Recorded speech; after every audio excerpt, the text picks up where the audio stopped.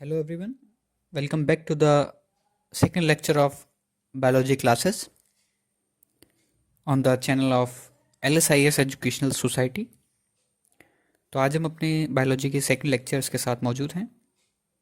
जैसा कि हमने अपने फर्स्ट लेक्चर में जाना था कि सेल क्या होता है, लिविंग और नॉन लिविंग में क्या डिफरेंस है, कुछ एक brief introduction about the cell, their function, their structural unit of life.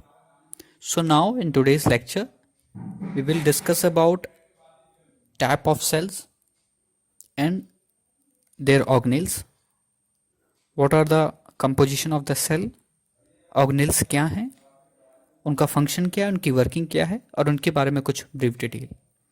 तो चलिए शुरू करते हैं आज का lecture. Cell are the smallest living unit of organism. सबसे छोटी इकाई है किसी भी जिंदा व्यक्ति की सेल।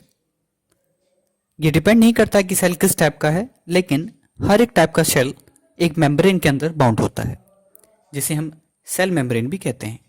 उस मेम्ब्रेन के अंदर एक लिक्विड हो, जेली लाइक, जिसे हम साइटोप्लाज्म कहते हैं, जिसके अंदर सारे सेल ऑर्गेनेल्स रहते हैं। फॉर एग्जाम्पल न्यूक्लियस रहता है, न्यूक्लियस के अंदर डीएनए रहता है। इस टाइप से हम ये जानते हैं कि कितनी कैटेगरीज हैं, यूकैरियोटिक की प्रोकैरियोटिक। तो अगर यूकैरियोटिक की बात करें तो उसमें बेसिक सेल के अंदर साइटोप्लाज्म के सेंटर में एक न्यूक्लियस होता है।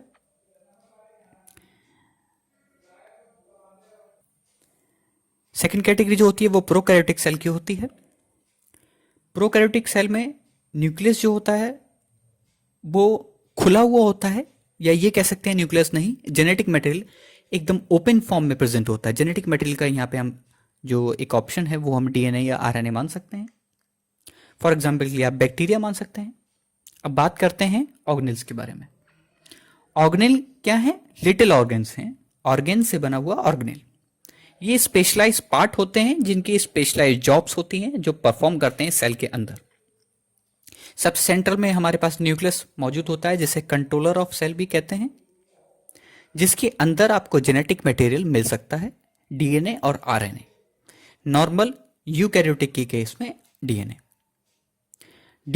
अगर कंडेंस हो जाता है तो वो थ्रेड लाइक स्ट्रक्चर होते हैं, जिन्हें हम क्रोमेटिन कहते हैं, जो स्प्रेड आउट होते हैं पूरे न्यूक्लियस के अंदर, न्यूक्लियर मेम्ब्रेन के अंदर। ये स्ट्रक्चर जो होते हैं वो कंडेंस होने के बाद क्रोमोसोम्स को बनाते हैं। क्रोमोसोम्स वही हैं जो एक तरीके से हमारे बिहेवियर को, हमारे कलर्स को, हमारे सिस्टम्स को डिफाइन करते हैं। क्रोमोसोम्स और क्रोमेटिन का एक जुड़ा हुआ रूप या सेंट्रल ऑफ न्यूक्लियस को हम न्यूक्लियोलस कहते हैं। इनके अंदर राइबोसोम भी पाए जाते हैं। राइबोसोम जब न्यूक्लियस से निकलता है तो उसका काम होता है प्रोटीन की सिंथेसिस करना। अब वो एंडोप्लाज्मिक रेटिकुलम से अटैच हो जाता है। जिस पोर्शन में अटैच हो जाता है उसे रफ एंडोप्लाज्मिक रेटिकुलम कह देते हैं। जहां वो अटैच नहीं होता है ईआर से, उसे स्मूथ एंडोप्लाज्मिक रेटिकुलम कह देते हैं। एंडोप्लाज्मिक रेटिकुलम भी एक टाइप का सेल ऑर्गेनेल्स है जो साइटोप्लाज्म के जेली में ही मौजूद है। ठीक है, ओके। और ये आप वीडियो में भी देख सकते हैं। जहां एंडोप्लाज्मिक रेटिकुलम अटैच है वो रफ हो जाएगा, जहां अटैच नहीं होता है उसको हम स्मूथ कह देते हैं। स्मूथ वाला जो है वो लिपिड का फॉर्मेशन करता है और जो रफ वाला है वो प्रोटीन्स का।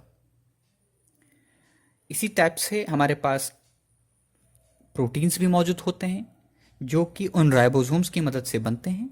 वो प्रोटीन्स जो होते हैं वो किसी न किसी वेसाइकल के अंदर कवर होके अपने फंक्शन के लिए, जहां पे उनको डायरेक्ट करा जाता है गोल्गी बॉडी के द्वारा। राइबोसोम जो होता है वो न्यूक्लियस से बनता है, वो रफ एंडोप्लाज्मिक रेटिकुलम से अटैच हो जाता है जाके, तो प्रोटीन बनाता है। प्रोटीन वेसाइकल की फॉर्म में जाके उनका डायरेक्शन देते हैं उनको गोल्गी एपरेटस, जो भी एक सेल ऑर्गेनेल्स होता है, और प्रोजेक्ट करते हैं उन्हें एक पर्टिकुलर जॉब के लिए। तो गोल्गी बॉडी का काम यहाँ पे क्या होता है? जो प्रोटीन बन रहा है उसको एक डायरेक्शन देना, उसको एक जॉब प्रोवाइड कराना। ठीक है, इसी तरीके से लिपिड्स भी जो होते हैं वो हमारे अटैच होते हैं।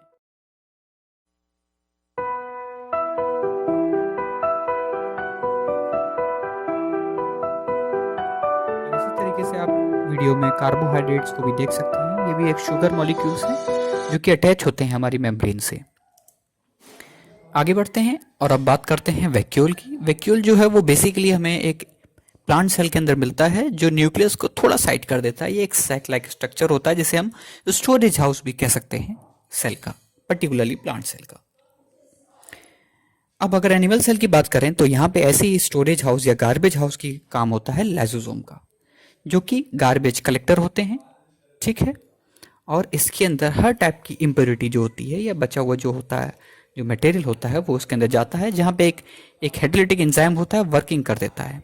इसी तरीके से एक अलग ऑर्गेनेल है जिसका नाम है माइटोकॉन्ड्रिया, सब जानते हैं इसके बारे में। ये power house of the cell organelle है जो प्लांट और एनिमल सेल दोनों में प्रेजेंट होता है एज अ पावर हाउस। एक प्रोसेस होती है सेलुलर रेस्पिरेशन, जिसके लिए एटीपी का सिंथेसिस होता है माइटोकॉन्ड्रिया के अंदर। एटीपी क्या होता है? एडेनोसिन ट्राइफॉस्फेट, इसको आप एनर्जी भी कह सकते हैं। जिस सेल में ज्यादा आगे बढ़ते हैं, अब बात करते हैं कि सेल अपना शेप कैसे मेंटेन करता है। तो माइक्रोफिलामेंट जो होते हैं उसके साइटोस्केलेटन स्ट्रक्चर को मेंटेन रखते हैं। अब ये माइक्रोफिलामेंट्स क्या होते हैं? थ्रेड लाइक प्रोजेक्शंस होते हैं, ठीक है। आप इसे ये कह सकते हैं कि ये माइक्रो ट्रिब्यूल्स होते हैं, छोटे छोटे ट्रिब्यूल्स होते हैं थ्रेड लाइक, जो एक तरीके से शेप प्रोवाइड कराते हैं सेल को। अब कुछ ऑर्गेनिज्म ऐसे होते हैं, फॉर एग्जांपल प्लांट्स, जिसमें फोटो ऑटोट्रॉपिक, जो अपना खाना खुद बनाते हैं सनलाइट को कैप्चर करके। उनकी पिगमेंट्स के अंदर क्या होता है? प्लांट सेल के अंदर जो ग्रीनरी प्रोवाइड कराता है वो होते हैं क्लोरोप्लास्ट। ये भी एक ऑर्गेनेल है, ठीक है। ये प्लांट की पिगमेंट्स को ग्रीन कलर प्रोवाइड कराता है, क्या सिंथेसिस करके? क्लोरोफिल सिंथेसिस करके। हम लोगों ने सुना होगा जो फोटोसिंथेसिस के प्रोसेस में यूज होता है। इसी प्लांट सेल के ऊपर इसका शेप प्रोवाइड कराने के लिए सेल मेम्ब्रेन से भी ऊपर एक वॉल प्रेजेंट होती है, इसे हम सेल वॉल कहते हैं, जो प्लांट को रिजिडिटी प्रोवाइड कराता है। अब समरी की तरफ बढ़ते हैं तो हमने क्या क्या पढ़ा। यूकैरियोटिक सेल क्या है? Plant and animal cell with the nucleus and membrane enclose organelle. वो सेल जिसके अंदर न्यूक्लियस और मेम्ब्रेन है, उसको बाउंड करी हुई, और ऑर्गेनेल्स हैं। प्रोकैरियोटिक क्या है? Unicellular organism without a nucleus, जिसके अंदर न्यूक्लियस नहीं था और हमने बताया था जेनेटिक मटेरियल खुला हुआ है। सारे ही सेल्स के अंदर सेल मेम्ब्रेन्स आपको कवरिंग मिलेगी, उसके अंदर साइटोप्लाज्म मिलेगा, उसके अंदर जेनेटिक मटेरियल, और साथ ही साथ उसके साथ प्रेजेंट मिलेंगे आपको सेल ऑर्गेनेल्स। दोनों ही टाइप के प्लांट्स में एनिमल सेल्स में और प्लांट सेल्स में आपको सेल मेम्ब्रेन तो मिलेगी, माइटोकॉन्ड्रिया भी साथ साथ मिलेगा। अब आपके सामने एक्सरसाइज के कुछ क्वेश्चंस हैं, इनको हमारी तरफ से आप प्रिपेयर करिएगा। अगर इसके बावजूद भी आपको कुछ प्रॉब्लम आती है तो कमेंट बॉक्स में लिखना ना भूलें। हाँ, चैनल के लिए अगर आपको वीडियो अच्छी लगी है, आपको हमारे lectures physics, chemistry, biology, maths के और इकोनॉमिक्स के, या फिर जो हम इवेंट्स की वीडियो डालते हैं, अगर आपको अच्छी लगती हैं, आपको कॉम्पिटिटिव एग्जाम्स के लिए, आपके इन ब्राइट फ्यूचर के लिए आपको अच्छा लगता है हमारा कंटेंट, तो चैनल को सब्सक्राइब करिएगा, कमेंट करिए, लाइक करिए, शेयर करना मत भूलिए। और हाँ, हमारी न्यू अपडेट्स वीडियो पाने के लिए आप बेल आइकन को ऑल पे सेट कर दीजिए, ताकि हमारी जितनी भी अपडेट्स वीडियोस हैं वो आप तक पहुंचें एक वक्त से। तब तक के लिए अपना ध्यान रखिए, टेक केयर, जय हिंद, जय भारत, और मिलते हैं अपनी नेक्स्ट वीडियो में।